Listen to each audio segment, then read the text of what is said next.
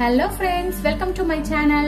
இன்னைக்கு நம்ம பார்க்க போறது என்னன்னு பாத்தீங்கன்னா ஒரு சூப்பரான கிச்சன் டிப்ஸ் தான் பார்க்க போறோம்.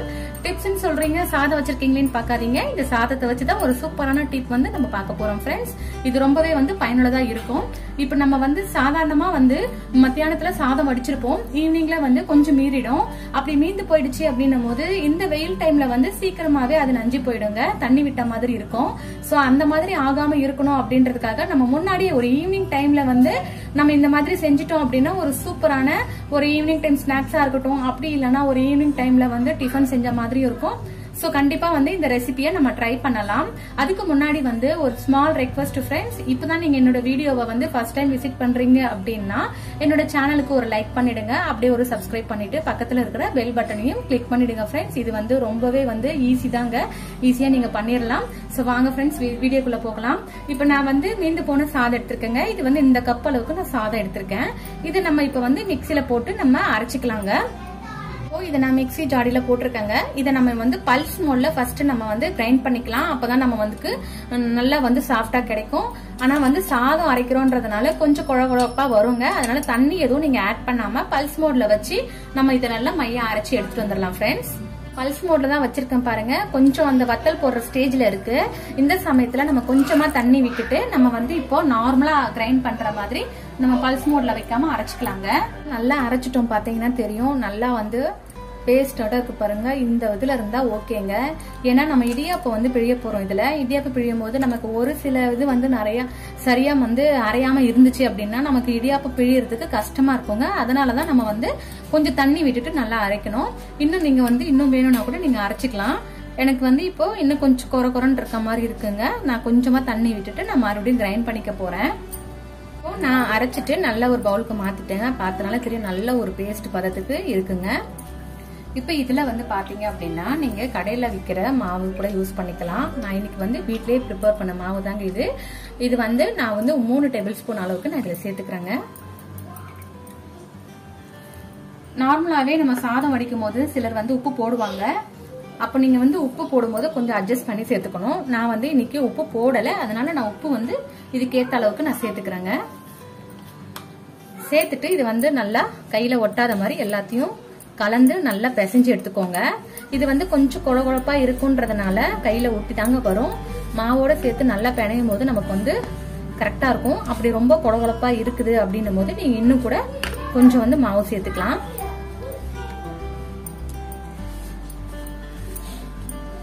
நம்ம வந்து இடியாப்பத்துக்கு பிழியும் இல்லையா, அந்த அளவுக்கு நமக்கு வந்து ஒரு சாஃப்டா இருந்தா போதும். ரொம்ப ஹார்டா நீங்க பிசைஞ்சுக்க தேவையில்லை. இப்ப பாத்தீங்கன்னா இந்த அளவுக்கு இருக்கு. இன்னும் கொஞ்சம் எனக்கு மாவு தேவைப்படும். நான் இன்னும் கொஞ்சம் ஒரு 2 ஸ்பூன் அளவுக்கு சேர்த்துக்கிறேன். சேர்த்து பார்த்துட்டு உங்களுக்கு நான் கலந்து காட்டுறேங்க. பாத்தீங்களா ஃப்ரெண்ட்ஸ், நான் வந்து நல்லா பிசைஞ்சிட்டு நம்ம கொஞ்சமா லைட்டா எண்ணெய் அப்ளை பண்ணீங்கன்னா நல்லா சாஃப்டான ஒரு டஃப் கிடைக்குங்க நமக்கு. இப்ப பாத்தீங்கன்னா தெரியும் நல்லா சாஃப்டா இருக்கு. அதே சமயம் வந்து நம்ம இடியாப்பத்துக்கு பிழியற மாதிரியும் இருக்கு. நீங்க அரிசி மாவு சேர்க்கும் போது எனக்கு வந்து எக்ஸ்ட்ரா 2 ஸ்பூன் அளவுக்கு சேர்த்துக்கிட்டேன். கூடவே வந்து உப்பையும் கொஞ்சம் சேர்த்துக்கிட்டேன். ஏன்னா நம்ம மாவோட அளவு சேர்க்கும் போது உப்பும் கொஞ்சம் நமக்கு குறையும் இல்லையா, அதனால உப்போட அளவும் கொஞ்சம் சேர்த்துக்கிட்டேன். இப்ப நம்ம வந்து இடியாப்ப தட்டுல இடியாப்பத்தை பிழிஞ்சிக்கலாம் ஃப்ரெண்ட்ஸ். வாங்க. இந்த மாதிரி நான் இடியாப்ப அச்சு தான் எடுத்துக்க போறேன். இதுலதான் நம்ம வந்து செய்ய போறோம். அதுக்காக நம்ம இடியாப்ப அச்சு சின்னதா ஹோல்ஸ் இருக்கும் இல்லையா, அந்த மாதிரி உள்ளதான் நீங்க இதுல போட்டுக்கோங்க. இதுல போட்டுட்டேன். இதுல வந்து ஓரங்கள்ல வந்து நம்ம கொஞ்சமா எண்ணெய் விட்டு இது பண்ணிக்கலாங்க. எல்லா இடத்துலயும் படுற மாதிரி நம்ம தடவி விட்டுக்கலாம். இப்போ நான் தடவிட்டேன். இப்போ இதுல இருந்து நம்ம மாவு எடுத்துக்கலாம். மாவு பாத்தீங்கன்னா நம்ம மாவு பிசைஞ்சதுக்கு அப்புறம் கொஞ்சம் வந்து நமக்கு எப்பவுமே இடியாப்பத்துக்கு வரும் பாத்தீங்களா, அந்த மாதிரி பதத்துக்கு வர ஆரம்பிச்சிருச்சுங்க. இது உள்ள போட்டுட்டேன். இப்போ நான் தட்டுட்டேன். இட்லி தட்டு எடுத்திருக்கேன். இட்லி குண்டால வந்து தண்ணி வந்து சுட பண்ணிருக்கேன். இடியாப்ப தட்டு இருந்ததுனால நீங்க அதுல வந்து சுடலாம். அப்படி இல்லைன்னா இந்த மாதிரி இட்லி தட்டு எடுத்துக்கோங்க. என்கிட்ட ரெண்டுமே இருக்கு. இருந்தாலும் குழந்தைங்க வந்து இட்லி மாதிரி ஊத்தி கொடுத்தாதான் விரும்பி சாப்பிடுவாங்கன்றதுனால நான் வந்து வச்சிருக்கேன். பாத்தீங்கன்னா தெரியும் மாவு பாருங்க வெளியே வருது. நம்ம இப்போ வந்து பிழிஞ்சிக்கலாம். அவ்வளவு அழகா வருதுங்க.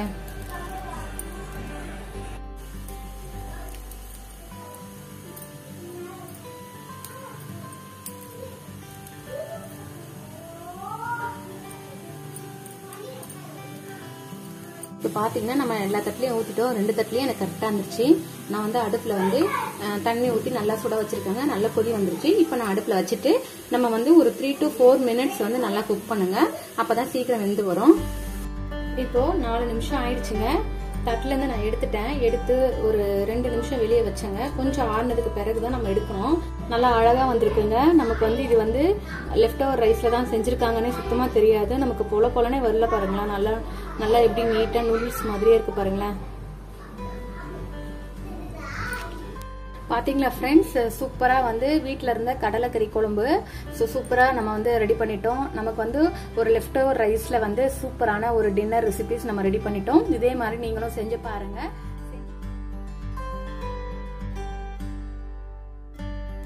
ஃப்ரெண்ட்ஸ், இப்போ அடுத்த டிப் என்ன பார்க்க போறோம் பாத்தீங்கன்னா, நான் ரைஸ் எடுத்து வச்சிருக்கேன் ஃப்ரெண்ட்ஸ். அதுக்காக நம்ம இது கூடவே சேர்க்க வேண்டிய பொருள் பாத்தீங்க அப்படின்னா, ஒரு வெங்காயம், மீடியம் சைஸ் வெங்காயம் அந்த மாதிரி பொடியா நீல வாக்கில் கட் பண்ணியிருக்கேன். கொஞ்சமா கொத்தமல்லி கருவேப்பிலை எடுத்து வச்சுக்கோங்க. ஒரு கேரட்டை துருவி எடுத்து வச்சிருக்கேன். 2 பீன்ஸ் போல எடுத்து வச்சிருக்கேன். உங்ககிட்ட நிறைய வெஜிடபிள்ஸ் இருந்தா கூட நீங்க சேர்த்துக்கலாம். ஒரு பச்சை மிளகா பொடியா நறுக்கி எடுத்து வச்சிருக்கேன். கொஞ்சமா இஞ்சி, கொஞ்சமா பூண்டு துருவி எடுத்து வச்சிருக்கேன் ஃப்ரெண்ட்ஸ். இப்போ நம்ம சாதம் வந்து சூடா இல்லாம நல்லா ஆறி போயிடுச்சு அப்படின்னா நமக்கு வந்து சாப்பிட இன்ட்ரெஸ்ட் இருக்காது. நம்ம இப்போ இதுல எப்படி செய்யலாங்கிறத பார்க்கலாம். வாங்க ஃப்ரெண்ட்ஸ், வீடியோக்குள்ள போகலாம். நான் வந்து எண்ணெய் ஊற்றிக்க போறேன். உங்களுக்கு தேவையான அளவுக்கு எண்ணெய் ஊற்றிக்கோங்க. நான் வந்து 1 ஸ்பூன் அளவுக்கு தான் ஊற்றிருக்கேன். எண்ணெய் நல்லா காஞ்சதும் நம்ம வந்து கடுகு போட்டுக்கலாம். கடுகு போட்டுக்கோங்க. கடுகு நல்லா பொரியட்டும். பொரிஞ்சதும் 1/4 கை அளவு வந்து ஜீரகம் சேர்த்துக்கோங்க. உங்களுக்கு வந்து ஜீரக பொடி இருந்தால் ஜீரக பொடி மசாலோட சேர்த்துக்கலாம். நான் வந்து இன்னைக்கு ஜீரகமாக சேர்த்துருக்கேன். பொடியை நறுக்கியிருக்கேன். இஞ்சி பூண்டு சேர்த்துக்கோங்க. கூடவே வெங்காயமும் சேர்த்துக்கலாம்.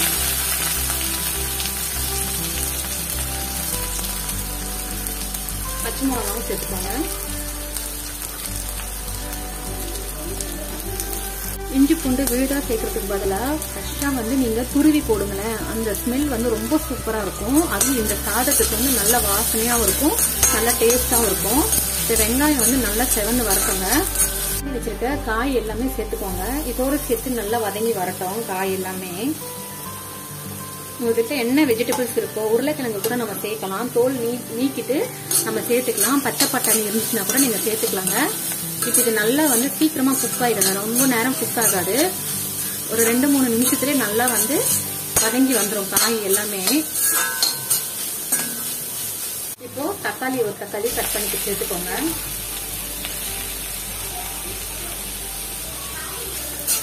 இதையும் சேர்த்து நல்லா இதோட வதக்கி விடுங்க. காய் எல்லாமே நல்லா வெந்து வந்துட்டு இருக்குங்க. நான் வந்து ஒரு 1/4 ஸ்பூன் போல வந்து கரம் மசாலா சேர்த்துக்கிறேன். 1 ஸ்பூன் அளவுக்கு மல்லித்தூள் சேர்த்துக்கோங்க. நம்ம வந்து பச்சை மிளகாய் சேர்த்துக்கோங்கிறதுனால நான் வந்து 1 ஸ்பூன் அளவுக்கு மட்டும் மிளகாய் தூள் சேர்த்துக்க போறேங்க. உங்களுடைய காரத்துக்கு ஏற்ற மாதிரி நீங்க சேர்த்துக்கோங்க. சேர்த்துட்டு நல்லா கலந்து விடுங்க. இந்த மசாலா வாசனை போனதுக்கு பிறகு வந்து நம்ம சாதத்தை இதில் சேர்த்துக்கலாம். நீங்க சாதத்துல உப்பு போட்டு வடிச்சிருப்பீங்க அப்படின்னா நீங்க வந்து உப்பு போட வேண்டாம், அட்ஜஸ்ட் பண்ணி சேர்த்துக்கலாம். நான் வந்து சேர்க்கல, அதனால நான் உப்பு வந்து சேர்த்துக்க போறேன். நான் உப்பு சேர்த்துக்கிறேங்க. சாதம் சேர்த்த பின்னாடி கூட தேவைப்பட்டுச்சுன்னா நீங்க சேர்த்துக்கோங்க. இதை நல்லா வந்து ஒரு 2 செகண்ட் மட்டும் நல்லா இந்த மாதிரி பரட்டி விடுங்க. அந்த மசாலா வாசனை எல்லாமே போயிடும். கலந்தாச்சிங்க. நம்ம இப்போ வந்து சாதம் சேர்த்துக்கலாம். நீங்க கொஞ்சம் கொஞ்சமா சேர்த்து நல்லா மிக்ஸ் பண்ணிக்கோங்க.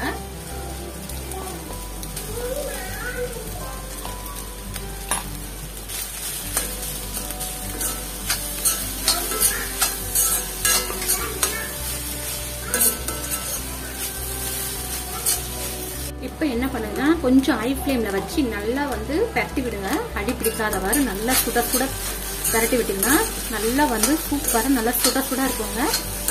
நல்லா மசாலா ஃப்ரைட் ரைஸ் மாதிரி எல்லா காயும் சேர்ந்த ஒரு சூப்பரான ஃப்ரைட் ரைஸ் வந்து நமக்கு கிடைக்குங்க.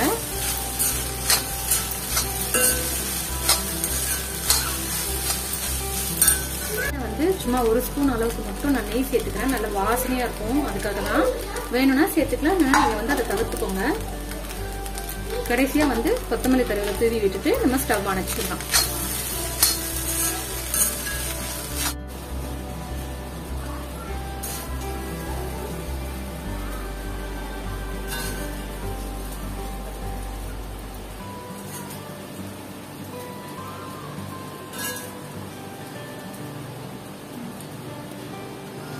நல்லா சுட சுட பார்க்கவே ரொம்ப சூப்பரா இருக்குங்க. கண்டிப்பா நீங்களும் ட்ரை பண்ணுங்க.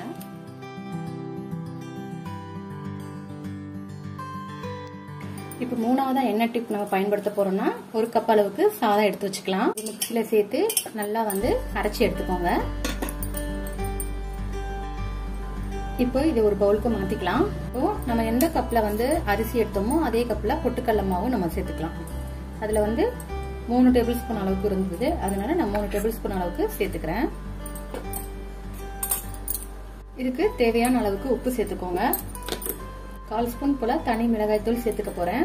ஒரு 1/2 ஸ்பூன் போல சீரகத்தை இந்த மாதிரி நுணுக்கிட்டு நம்ம இதுல சேர்த்துக்கலாம். சீரகம் அப்படி இல்லைன்னா ஓமம் இல்லைன்னா எள்ளு சேர்த்துக்கலாம். சேர்த்துட்டு இதுல கலந்துட்டு தண்ணி எதுவுமே சேர்க்காம நல்லா இந்த மாவோட கலந்துக்கோங்க.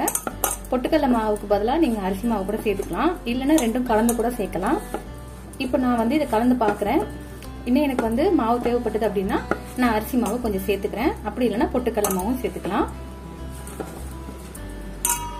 நல்லா பிசைஞ்சிட்டேன். இது கொஞ்சம் பிசுக்கா தான் இருக்கும். இப்ப நம்ம காய்ச்சி வச்சிருக்க எண்ணெயில இருந்து கொஞ்சமா எடுத்து இதுல ஊத்திக்கலாங்க. சூடா இருக்கிற எண்ணெய் நான் இதுல கொஞ்சமா ஊத்திக்கிறேன். ஊத்திட்டு நம்ம நல்லா கலந்துக்கலாம்.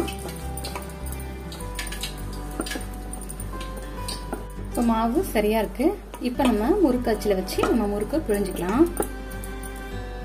நல்லா சாஃப்டா இருக்கு பாருங்க. இந்த மாதிரி 3 கண்ணு உள்ள அச்சு எடுத்துக்கோங்க. நல்லா எண்ணெய் தடவிட்டேன். எண்ணெய் தடவிட்டு நம்ம இந்த மாவை அதில் உள்ள விட்டுறலாம்.